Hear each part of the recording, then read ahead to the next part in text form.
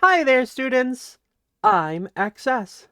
That's little x, little s, which stands for extra sweet, because that's what I am. I'm a Puppy-sensei, and I make Japanese language lessons to help you level up your abilities. So how's everyone doing? Happy New Year. You know what we haven't done lately? Just a good traditional tango lesson. Do you remember the word tango? It it doesn't have anything to do with dancing. It's been long enough that maybe you've forgotten, and that's okay. Remember, I'm a cool teacher, and I'm not going to give you a hard time for getting busy and not staying on top of your studies. I should know a little bit about being too busy. Anyway, Tongo means vocabulary. Originally, I had wanted to do a vocabulary lesson today about food. But then I started to feel really guilty because I know that it's the first of the year, and I know that a lot of you probably have a New Year's resolution about eating better. And so I didn't want to tempt you by talking too much about food in case you're on a diet or something like that. So I was going to what? Huh? Huh? Oh, oh, oh, thank you, Manager Sama. Huh. I thought that would take a bit longer to get here. That's embarrassing. I'm so sorry, everyone. Um, Maybe we should discuss food after all. But, okay, how about this? How about we just talk about health foods, okay? We're just going to talk about vegetables and things like that. Will that be okay? Hopefully that doesn't, take anybody off their diet. And if you're not okay with it, then, you can't stop me now. Not just off the leash. I'm off the chain too. Anyway, let's talk about health food. So this kanji compound is kenko shokuhin. Kenko shokuhin, and that means healthy food.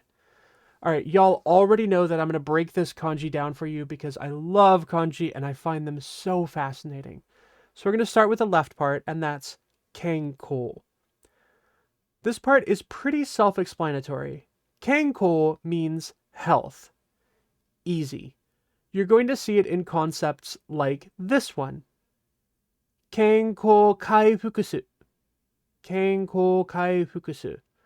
That's a verbal compound, and it means to restore one's health or to become healthy again. Oh, look. It me. What's interesting about kenko, though, is that it's both a noun, meaning health, and it's also an adjective, meaning healthy. And so you're going to see it in concepts like this one. Puppy kohai wa kenkou sou da. Puppy kohai wa kenkou sou da. Do you see what I mean? This sentence is really neat because the sentence kind of feels like what it's saying is puppy kohai seems health, right? And so we're really only getting the meaning out of this through context. Contextually, we know that kenko means healthy in this case, right? And so it's not kenko so, health seem. It's puppy kohai wa kenko so da, puppy kohai seems healthy. And yeah, I think that the puppy kohai buddy has fully recovered from his possession escapade at this point, haven't you? Good for you. So now let's look at the other part of kenko shokuhin. This is the shokuhin part. I really like this word. It's literally food products. Shokuhin, food product. That hin kanji, the second one that you see there, it looks like little boxes. Can you see that? It's like one little box stacked on top of two other little boxes. And that means goods, items for sale, or something like that. And so shokuhin would literally be foods for sale, food products, something like that. And so all together, for this kanji compound, we get kenko shokuhin, health food or healthy food. Remember what I said about the word kenko? It means both health and also healthy. And so kenko shokuhin can mean both health food and also food that is healthy. Like, obviously, Puppy-sensei, those are the same words. Corporate wants you to tell the difference between kenko shokuhin. Anyway, let's talk about some specific healthy foods now, okay? Yay! Yasai! Vegetables are like a good 70% of my diet because I can't eat meat, I can't eat animal fats, I can't eat fish, and I can't eat shellfish. So that just leaves like vegetables and soy, and that's fine. Please keep this in mind though. When you're seeing yasai on a menu in a Japanese restaurant, that is not the same thing as seeing vegetarian, vegetarian safe, right?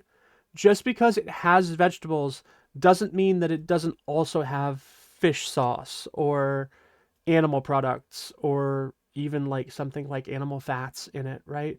So if you have to eat vegetarian like me, look for the word vegetarian, ne? Not just yesai. For me, that's actually usually very tricky when I'm traveling in Japan. So I always remember the handy phrase, niku to sakana ga taberaremasen. Niku to sakana ga taberaremasen. That means I am unable to eat meat or fish, right? And so usually if you tell the server in a restaurant that, they'll get it and they'll be like, wakarimashita. And they'll point out on the menu the things that you can eat that don't have any meat or fish products in them. Oh, you know what would be smart? Oh, I have an idea for today's lesson. I should do one of those tier lists. Manager Sama, can you help me set up a vegetable tier list? I think that's going to make great content that people will love. Yeah, tier lists and vegetables. Those are two things that everyone loves. Whatever. Just do it, please. There we go. Anyway, as I introduce these veggies to you, you're going to notice that a lot of them are in katakana.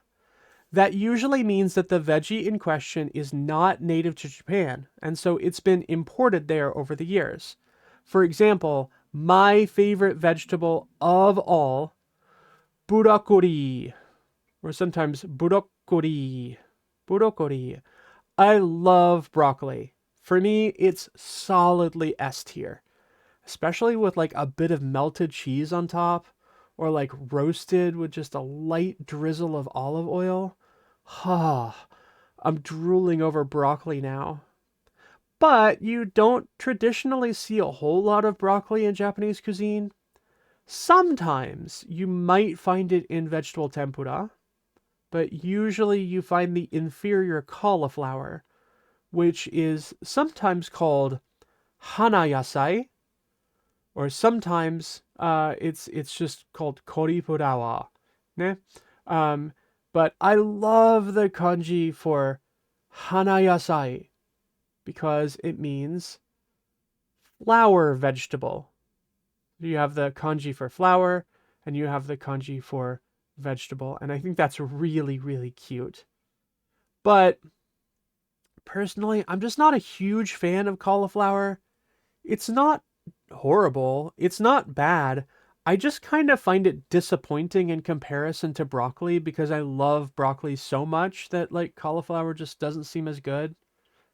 I know maybe that sounds really weird, right? Most people aren't like crazy in love with broccoli the way that I am.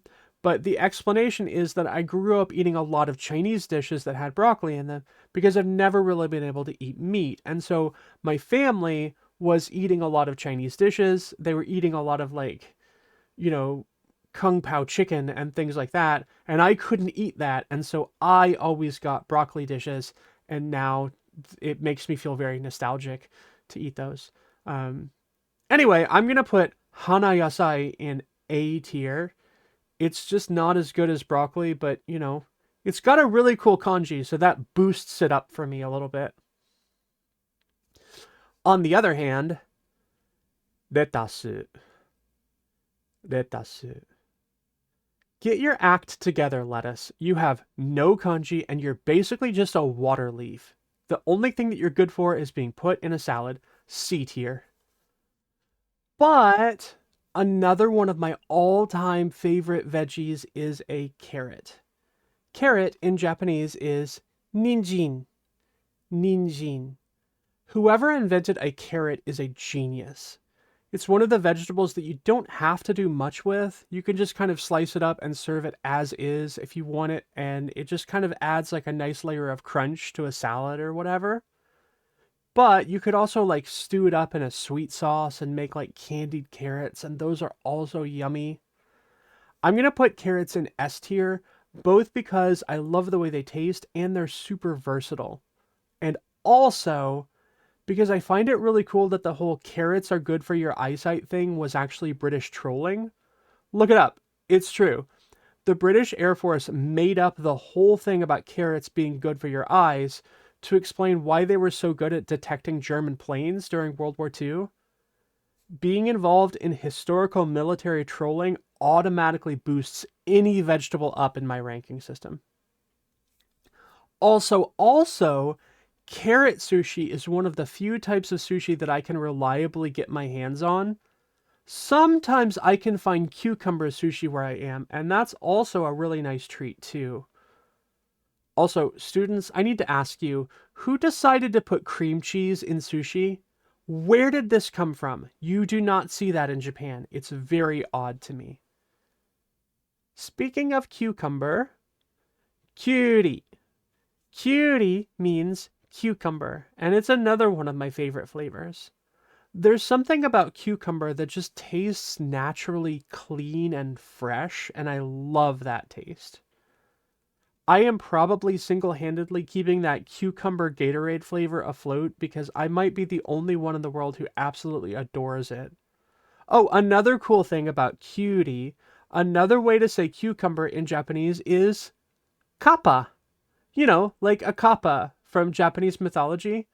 Colloquially, cucumbers can be called kappa sometimes. And I think that's cute. Cutie goes in S tier.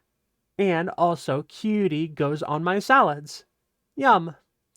How about potatoes? You can boil them, mash them, stick them in a stew, but can you say potato in Japanese? Jagaimo. Jagaimo. A potato. The imo part of this word, the part of that you see that's in kanji, that means a tuber. Tuber. And so it's used in a lot of various starchy tuberous vegetables in Japanese. But when you're talking about potato, you could also just use potato. Potato. Eh?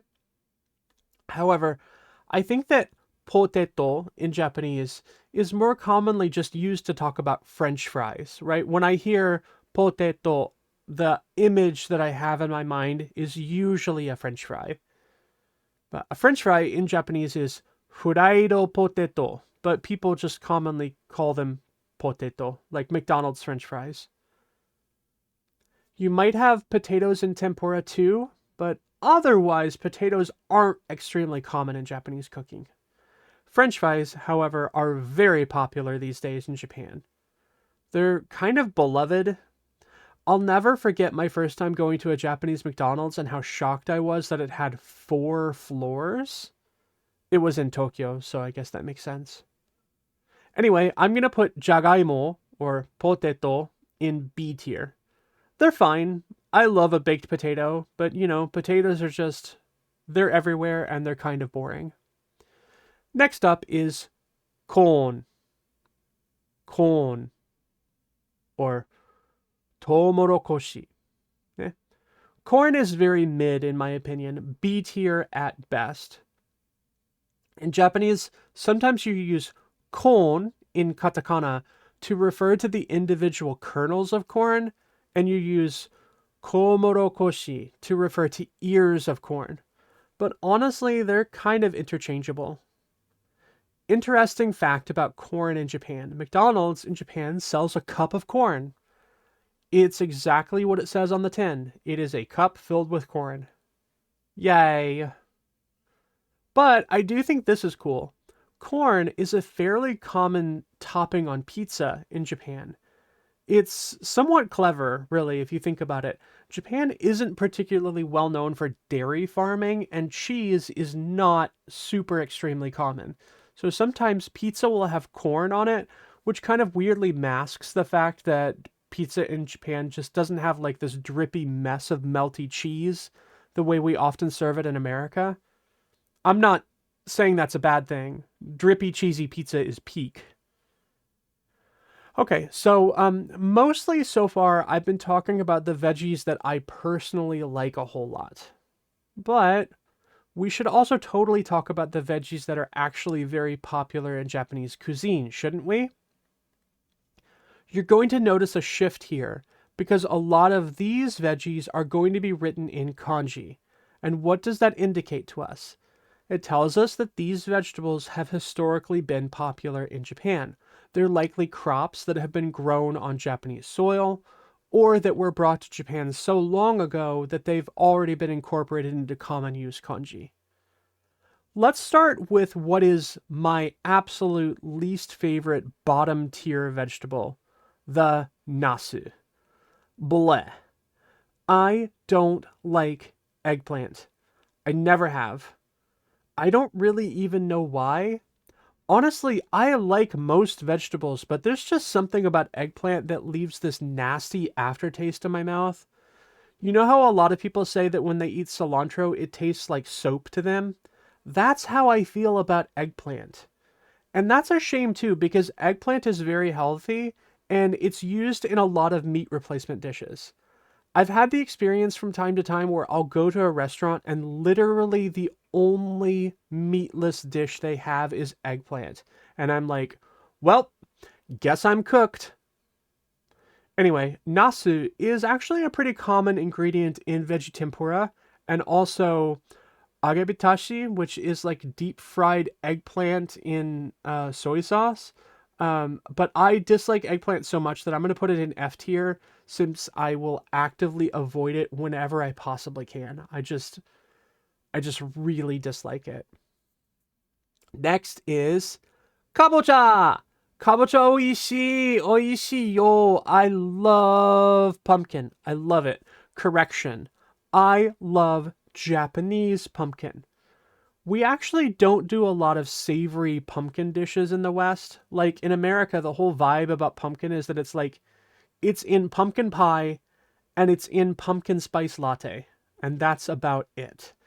But in Japanese cuisine, kabocha, which is actually a smaller gourd with a really tough dark green rind, is really frequently cooked into soups or kind of simmered and then served as a side dish.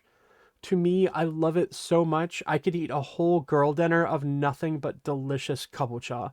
I love it, love it, love it. One of my favorite things is when I can get kabocha tempura. It becomes this like really pleasant contrast in textures. You have the crunchy tempura outside, and then the pumpkin inside practically dissolves in your mouth. It's kind of heavenly, in my humble opinion. Also, did you know that you can make homemade dog treats with pumpkin? Pumpkin is actually pretty good for doggies. You can roll it up in a bowl with some peanut butter and then bake it, and voila! Yummy, yummy, yummy treats. Mmm, doggy treats. Oh, speaking of peanut butter, don't expect to find it in Japan. It's very rare. I had a situation in Japan once where I started really craving peanut butter for some reason. I was living in Kyoto at the time and I searched every store, nothing. Nothing, nowhere. I had to ask my family to send me some peanut butter, and they did, but somehow that peanut butter exploded while it was in delivery, and so I ended up getting a box of yucky stick. Sticky, yucky, yucky, sticky, gross, sticky yuck.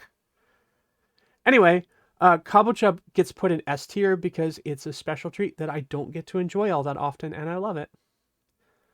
The next veggie that I want to talk to you about is daikon. Daikon. Yeah. I think most people know a lot about daikon if they know anything at all about Japanese cooking, right? It shows up all the time in shows like MasterChef or, any of those Iron Chef shows. The less we talk about that, the better, or I'll get very sad. Anyway, daikon is a mild, somehow perpetually wet white radish, and it's sometimes served as a side dish along with your meal in Japan. It's okay. I know some people think that it's really wonderful, but I kind of think that it's relatively mid. It's not bad, it just tastes moderately flavorless to me. Or maybe I'm just not a huge fan of the texture. Anyway, it's not horrible, so I'll put it in B tier. Not bad, just kind of mid. Next is edamame, my beloved. Okay, surely you know about edamame, right? It's a roasted soybean that's salted in the shell. And so you have to pop them out with your teeth so that you can get to the tasty, crunchy bean inside. They are delicious. So they can be served salted in the shell, like I said, as edamame, but they can also be served in a pre-shelled variety called mukimame, which is basically the exact same thing, but just with a little bit less work because it's already been shelled for you. It's outside of the shell.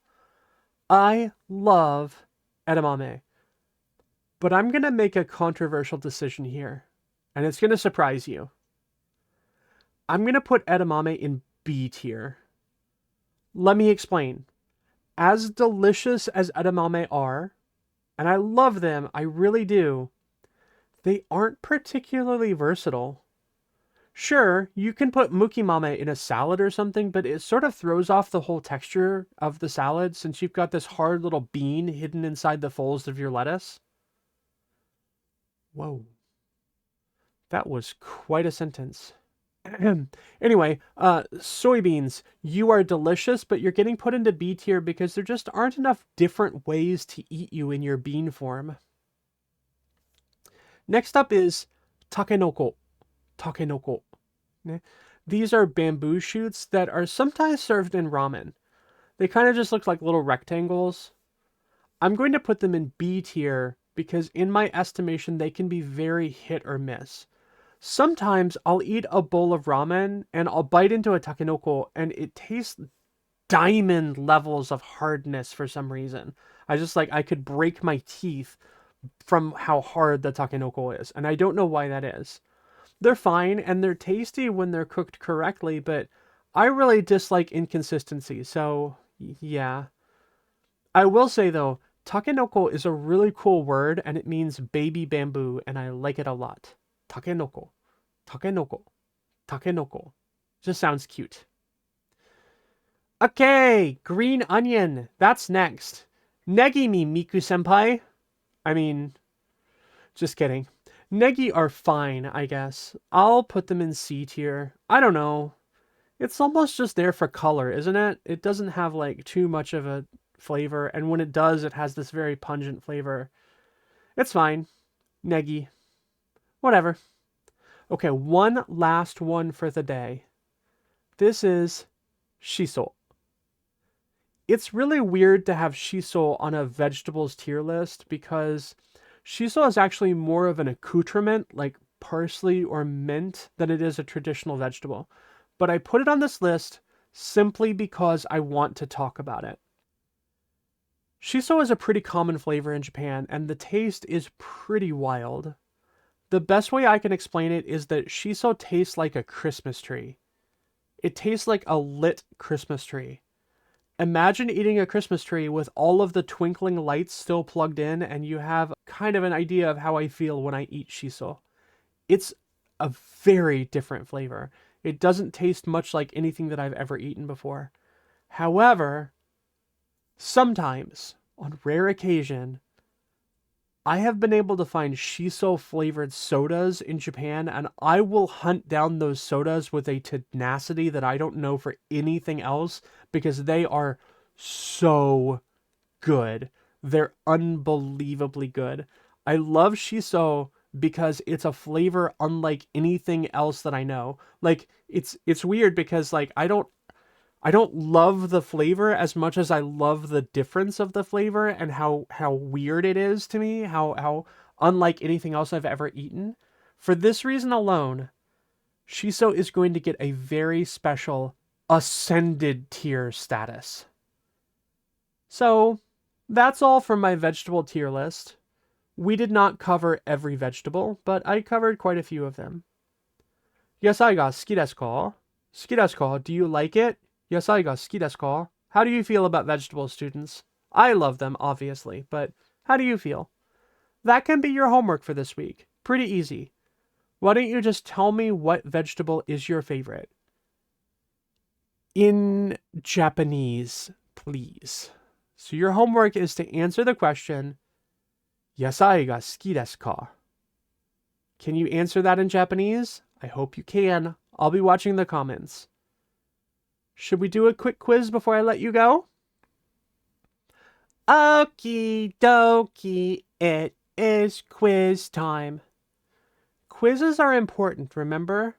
Quizzes help you test what you've retained and how you're progressing in your language goals, and all of that. Teacher speak. Pedagogy. But yeah, I mean, testing your skills really is something that's pretty important, and so we should totally do that. Remember, I do not like grades. In fact, I absolutely loathe the whole idea of grades, and I find like comparing your progress to the progress of other people to be kind of icky, and sometimes it can be like really hard on people. But, you know, me not liking grades is in the end better for both of us. You don't get graded, and I don't have to do any extra work. Yay! Anyway, for today's quiz, I'm going to ask you some simple questions in Japanese. Nihongo de. Nihongo no shitsumon desu. These should be pretty easy as questions go, I think.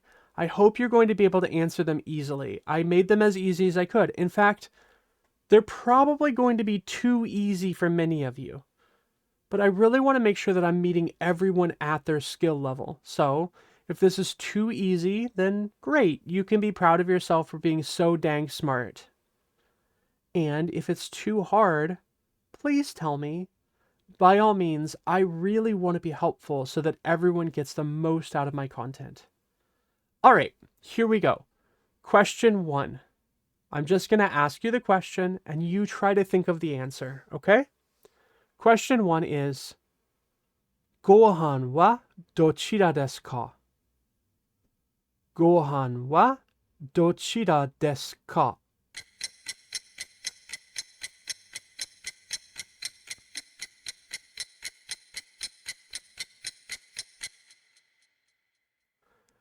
Gohan desu! Gohan desu! Gohan means rice. So my question was, which one is rice? Gohan wa dochira desu ka? And therefore, the answer is this one, rice. Gohan in Japanese. Remember, gohan is so important in Japan that the word for rice is the same word as the word for meal, just like asa gohan for breakfast and hiru gohan for lunch. So does that mean that rice is served with every meal in Japanese? Not necessarily. You can definitely have meals that don't have rice in them, and that doesn't mean that you don't call asa gohan if it doesn't have rice in it. It's still gohan. It's still a meal. It's just that calling things rice, calling things a meal, rice is so much part of everything in the culture that it just kind of becomes the same word as meal. Yeah? So, anyway. Hopefully that question was not too difficult, but the idea here is that I want to make you think and I want to make you listen to my Japanese as you think about trying to answer the question. So how about the next one? Here we go. Number 2, here's the question. Kuruma wa akai desu ka? Kuruma wa akai desu ka? This one is a yes or no question. You should definitely try to answer it in Japanese. Do you remember how to say yes and no in Japanese? Yes is hai and no is iie. Anyway, how would you answer this question?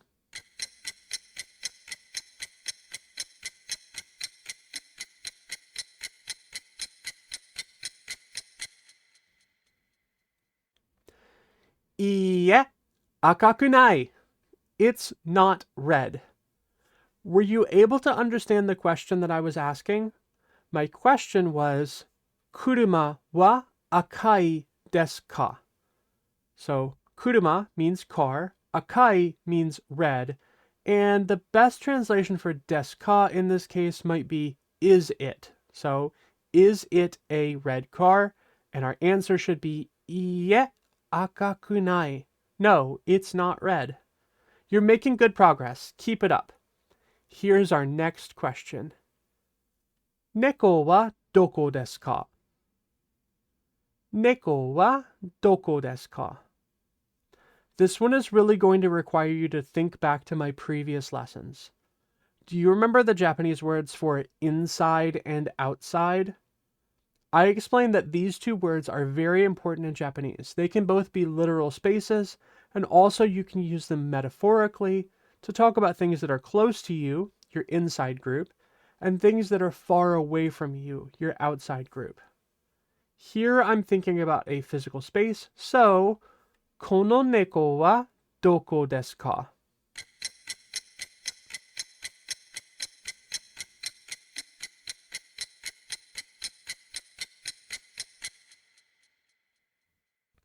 Okay, so the answer that I was looking for here was soto. Did you remember uchi and soto? Uchi is inside and soto is outside. And so my question was, neko wa doko desu ka? Literally, where is the cat? Where is this cat? And so I was hoping that you would say soto.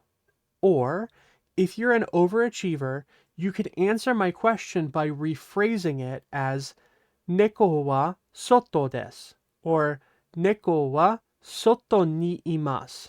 The cat is outside or outdoors. Okay, question 4. Nomimono wa dochira desu ka? Nomimono wa dochira desu ka? This is another very easy question. I'm really just testing your vocabulary knowledge at this point. Do you remember well enough to know which of these is the right answer? Nomimono wa dochira desu ka?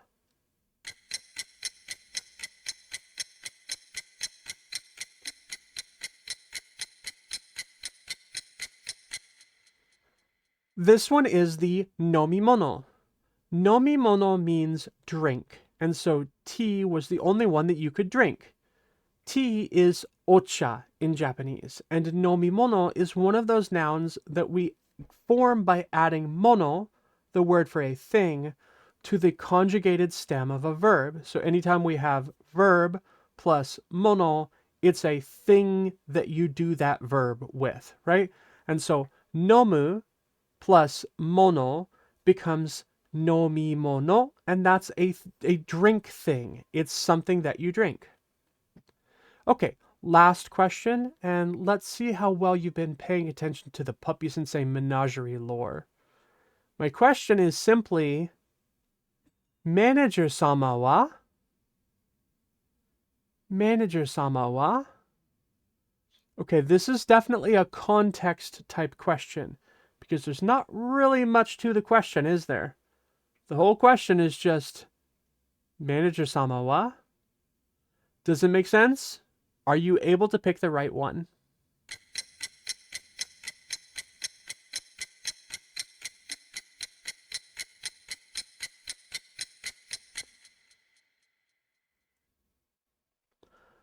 Hyena desu! Hyena desu! Manager-sama is a hyena. I know that that probably didn't feel like it was a real question, but it's something that we see sometimes in Japanese. If you're wondering what something is, sometimes you can just kind of trail off after the topic marker wa, as in, kore wa? What is this?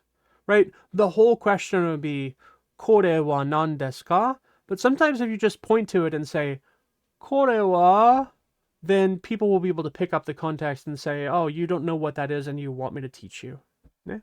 Remember, Japanese thrives on context. And so sometimes you just have to figure things out on your own. Oh, by the way, did you know that there's actually another rarely used term for hyenas in Japanese? It's not very common, but you can also call a hyena a tategami inu. Tategami inu.